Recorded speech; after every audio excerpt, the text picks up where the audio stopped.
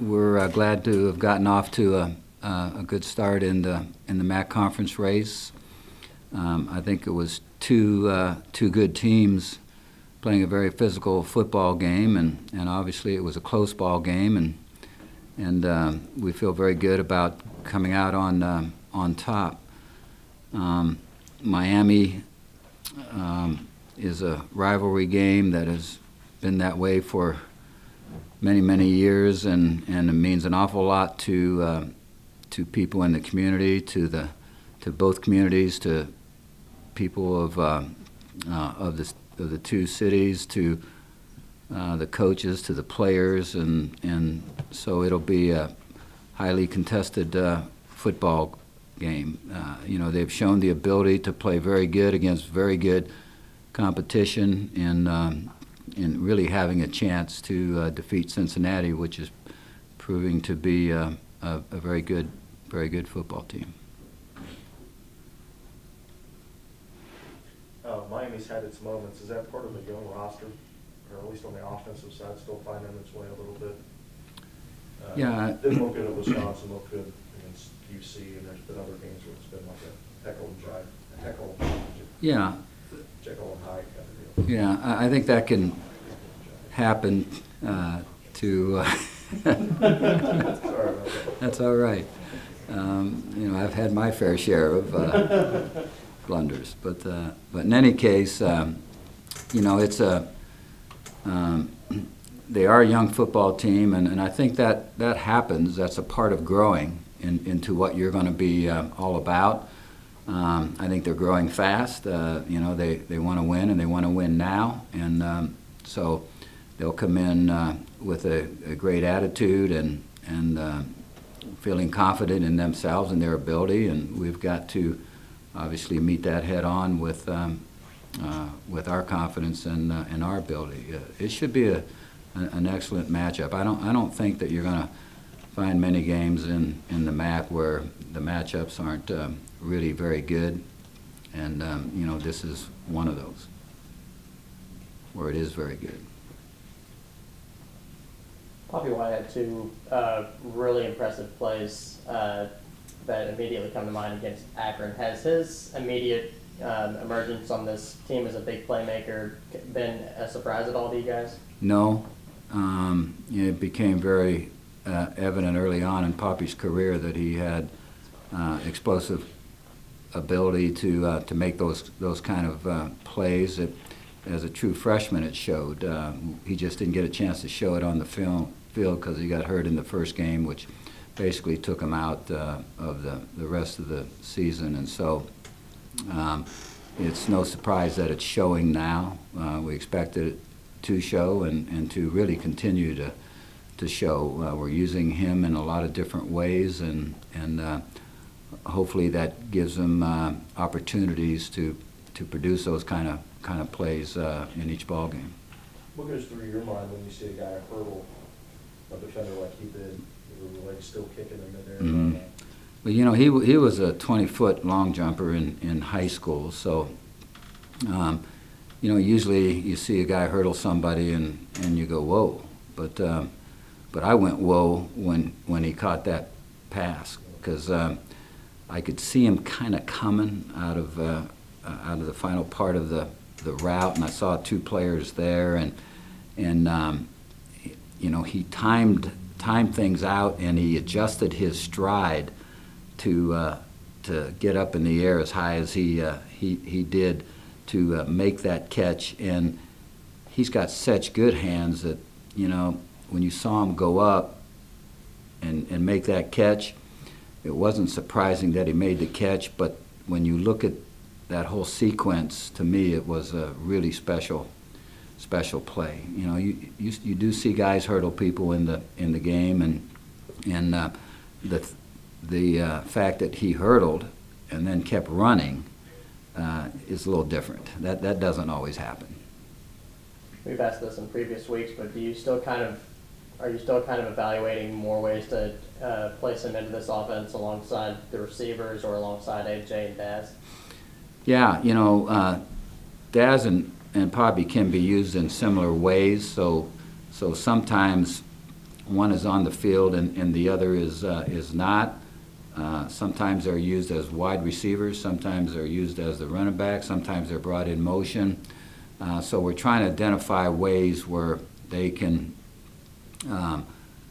be in position to make special plays, and so we keep working on that week by week with those two.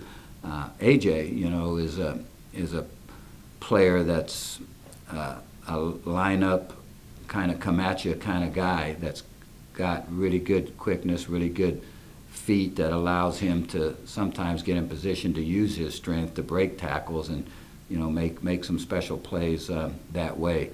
So they're all important to our whole scheme of offensive football, and you look at packages with them on the field. Sometimes that package will come about with AJ being part of it. Sometimes it'll be Daz and Poppy being part of it, and so there's several things that you can do. Their athletic abilities allow you to do all that. Was AJ fine physically Saturday? Only 6 carries. I mean, you want to keep him fresh, but that seemed like a low number, even with that in mind. Yeah, and if you look at how it played out, we weren't, especially in the second half, maybe getting the kind of yardage on the ground that we had hoped to, and so we were struggling in trying to make it fit for us offensively in terms of getting things accomplished. Part of it was certainly Akron's front, defensive front. They're probably the best defensive front we've faced so far. And I think part of it also maybe was the fact that Darius being hobbled doesn't allow us to run our whole offense. And if you're not allowed to run your whole offense, then, or you're allowed to, but if you can't run your whole offense, then you're probably going to struggle against the other team's strength, which was stopping the run and actually rushing the passer also. If you run a one-back offense and your quarterback's not part of that running game, that really limits your offense. And so I think that hurt us a little bit too. Coach, we did see both Daz and Poppy on the field at the same time on Saturday. What does being able to get both of them on the field at the same time do for your offense? Well, it puts explosiveness on the field. Those guys that are capable of making explosive plays. Now, sometimes you have an explosive player that when the ball's in his hands, he can be special. But those two guys now, they're tough customers. I mean, you can run a entire offense with them. If you have them split out, they will block somebody. If you have them in the backfield and it's called for a pass protection block or any other kind of block, they will block you.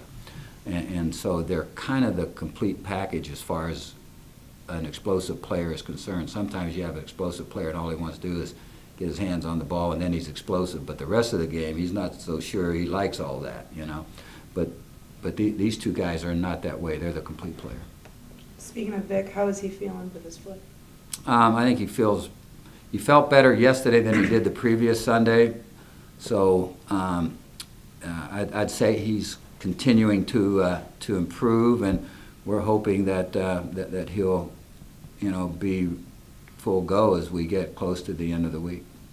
Casey and Terrell were also pretty limited this weekend on the defensive line. How's their health looking coming in this week? Yeah, Terrell didn't play, and he'll be he's ready to practice now, and so we feel that he'll be back at 100% for this game. Casey, has been bothered by some things on and off throughout the course of the season, but he's a tough kid, and he plays through all of that. He doesn't want to take it easy in practice. He wants all the reps he can get in games, and he's got that makeup about him, which you got to love in a player. But sometimes, you got to work at keeping guys like that healthy. But I think he's coming along fine. I think he'll be fine for this one. Continuing the theme of injuries, I guess, what's the status on Jovan? Jovan is being cleared to practice.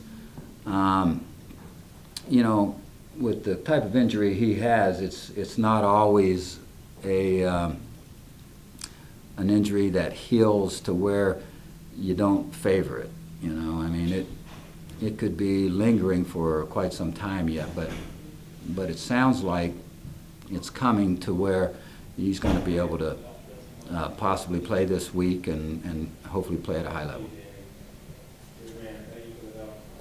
Quentin, obviously, another really impressive game this week, bringing home another Defensive Player of the Week award. Do you think with some of the injuries on this defense, he's felt an extra responsibility to step up and be that centerpiece? Yeah.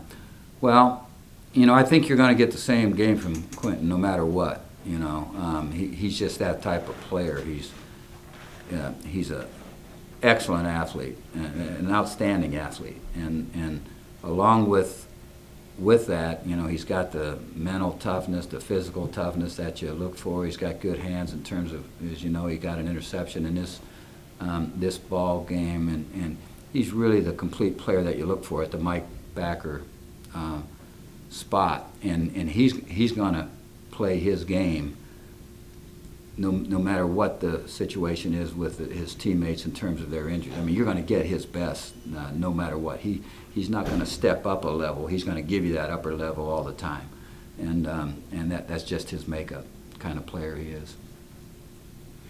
With the defense not having Jovan, limited Casey, no Terrell, does it kind of speak to how much depth you have there that you held Akron at the end zone the entire game? Mm-hmm.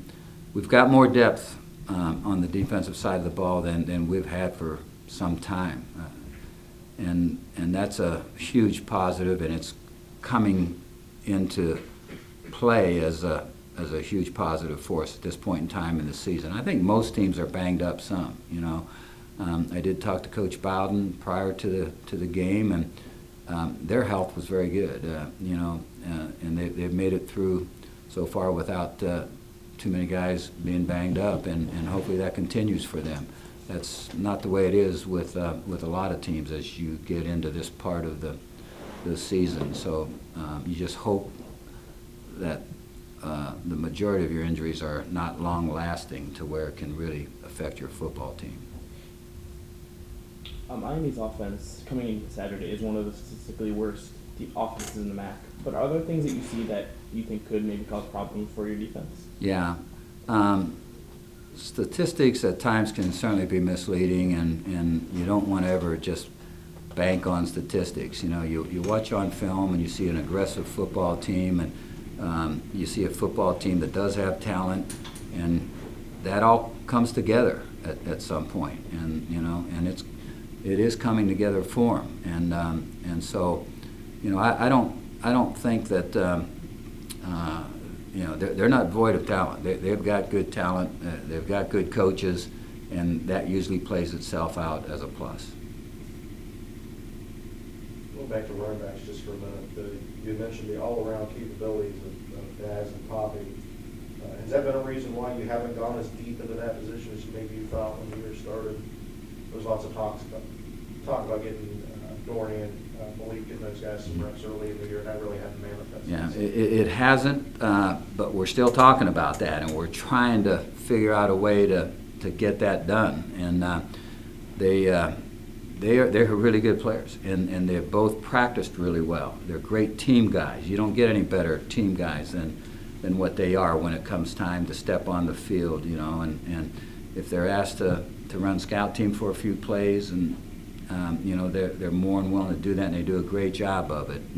And they have talent, so you want to try to get that talent on the field some. So we'll continue to look at trying to get that done. And it's easier if you start to find yourself in a game where you have a lot of reps, and if your reps aren't up there, it gets tougher to play other guys. But we have guys that that can play that aren't getting playing time, and we'd like to see that change.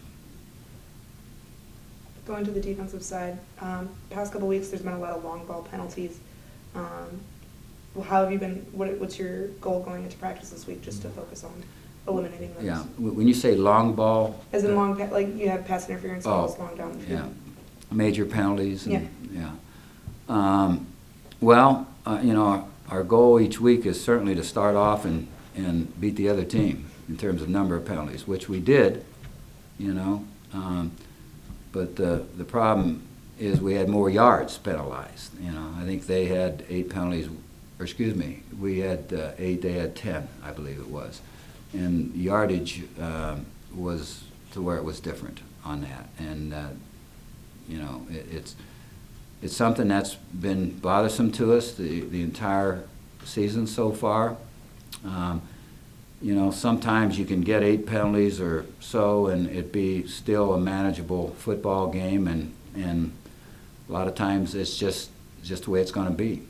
Sometimes you run into officials that are going to call everything they see, and sometimes you run into officials that are going to be a little more lenient on what they call. And so you're going to have some fluctuation in that. But we don't want to stay at a high level of being penalized. And so we're continuing to stress it. I stress it in our meetings with them. We'll go over each and every one of those penalties today in our team meeting, as well as several other things. And we'll keep talking about it on the practice field, and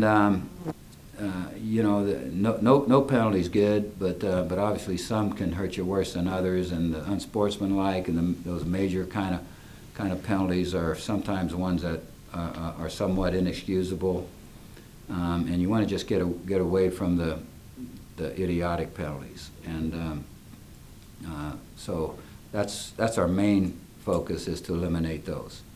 Did you have an idiotic penalty or two on Saturday that really got Yeah. years in? Yeah. Yes, we did. Changing gears a little bit, I mean, you have Travis Carey starting for the Raiders, there's Michael Mitchell playing for the Raiders, Dante Foster just got picked up for the Vikings practice squad. How much pride does that give you as a coach, seeing guys you coached in college succeed at the professional level? Well, that's great for the entire program. I mean, as coaches, we really feel good for those guys, number one, but we feel good about that exposure to our football program too. And it's good for our players to see guys like that making it, and knowing that, hey, if I really get on top of my game and I work in the off season and become the kind of player that I can become, that there's a shot.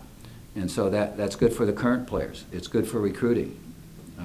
Recruits want to see guys going on to pro ball from a program.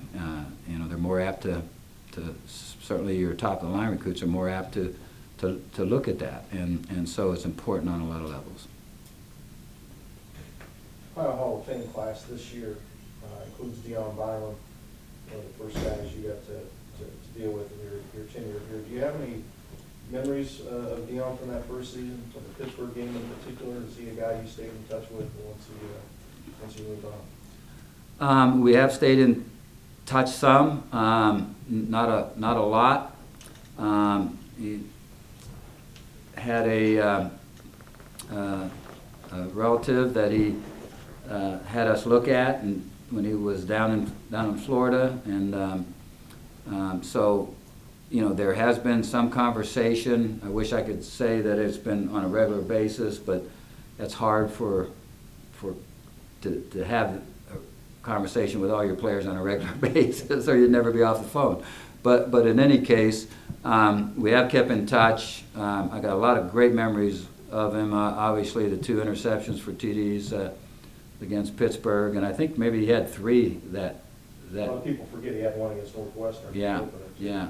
So, and then he made an All-American team, which was really special. I remember him coming up to me and at some point in time during the season and saying thanks for having us feel like a Division I program, you know, and that meant a tremendous amount to me. It's been a while, but what did the Pitt game mean to you personally? And of course, that's his signature game. His fingerprints are all over it. Just the feeling from that night, if you can go back that far and what that was like, you know, your first home game here and how it turned out the way it did. Yeah, it was a great atmosphere here. I mean, you know, the fans in the stands and the student body, they were tremendous at the game. And, you know, I think it just put a exclamation point around what we were telling the players and what, as coaches, we believe that we can win. And you know, this program is going to be such that we're going to be able to line up against anybody and be able to win. And so there is no reason for this not to be a prominent program, and certainly in the conference, and for this program not to be able to get national exposure, and for this program not to be able to bring quality recruits to campus, and then to have that turn into wins, and so you know, it just, I think, emphasized to all of us within the program that hey, that this thing is going to get done. I know it was just one game, and we went on and won 3 others, I think, during that season, and so it was not really the year we were looking for. But if I remember correctly, we may have won a game at the end of the year, and was really went through a tough time in the middle, and then came out of it and was playing really pretty good football at the end of the year, and it, you know, I think even though we only won 4, I think it still had an impact on us in terms of what this program could be.